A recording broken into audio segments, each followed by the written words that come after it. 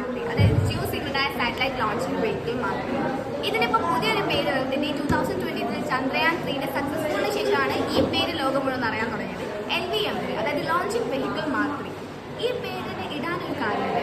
കാരണം എന്താ വെച്ചാൽ നമുക്ക് ഈ വെഹിക്കിളിന്റെ ടാസ്ക് പെട്ടെന്ന് ഐഡന്റിഫൈ ചെയ്യാൻ വേണ്ടിയിട്ടാണ്. കാരണം ഇത് ലോഞ്ചിങ് വെഹിക്കിൾ ആണ്, അതുകൊണ്ടാണ് LVM3 എന്നാക്കിയത്.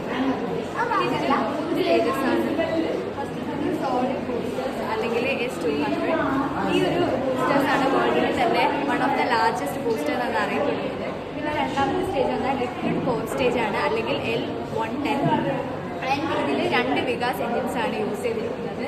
ആൻഡ് ഇതാണ് ക്രയോജനിക് അപ്പർ സ്റ്റേജ്. ആൻഡ് ഇതിൽ ഒരു CE20 എന്ന് പറഞ്ഞിട്ടുള്ള ഒരു എൻജിൻ യൂസ് ചെയ്തിട്ടുണ്ട്.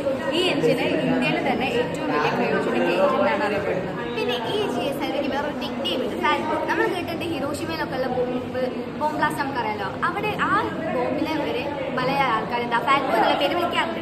ആ കാരണം എന്താണ്? അത് വളരെ ഡേഞ്ചറസ് ആണ്, വലുതാണ്. അതുമായിട്ട് നമുക്ക് ഇതിനെ വരെ കമ്പയർ ചെയ്യാം. കാരണം വെച്ചാൽ ഇന്ത്യയിലൊക്കെ പല റോക്കറ്റുകളെ വെച്ച് നോക്കുമ്പോൾ ഇതാണ് ഏറ്റവും വലുതായിട്ടുള്ളത്. കാരണം എന്താ വെച്ചാൽ ഇതിന് 4 ടൺ വെയിറ്റുള്ള സാറ്റലൈറ്റിനെ വരെ ക്യാരി ചെയ്യാനുള്ള കഴിവുണ്ട്. ഇതിൽ യൂസ് ചെയ്തിരിക്കുന്ന ഫ്യൂവൽ എന്ന് പറഞ്ഞാൽ ലിക്വിഫൈഡ് ഹൈഡ്രജൻ ആൻഡ് ഓക്സിജൻ ആണ്. അത് യൂസ് ചെയ്യാൻ കാരണമുണ്ട്. കാരണം വെച്ചാൽ ഓക്സിജൻ നമുക്ക് ബേണിങ്ങിനായിട്ട് പെട്ടെന്ന് ഹെൽപ്പ് ചെയ്യും. അത് മാത്രമല്ല വളരെ ഇമ്പൾസീവ് ആണ്, പെട്ടെന്ന് തന്നെ കാര്യങ്ങളൊക്കെ നടക്കുകയും ചെയ്യും. ആൻഡ് അത് സ്പേസിൽ വെച്ച് നോക്കുമ്പോൾ അത് വളരെ സേഫ് ആയ ഒരു ഓപ്ഷനും കൂടിയാണ്. പിന്നെ ഇതിന് 43.5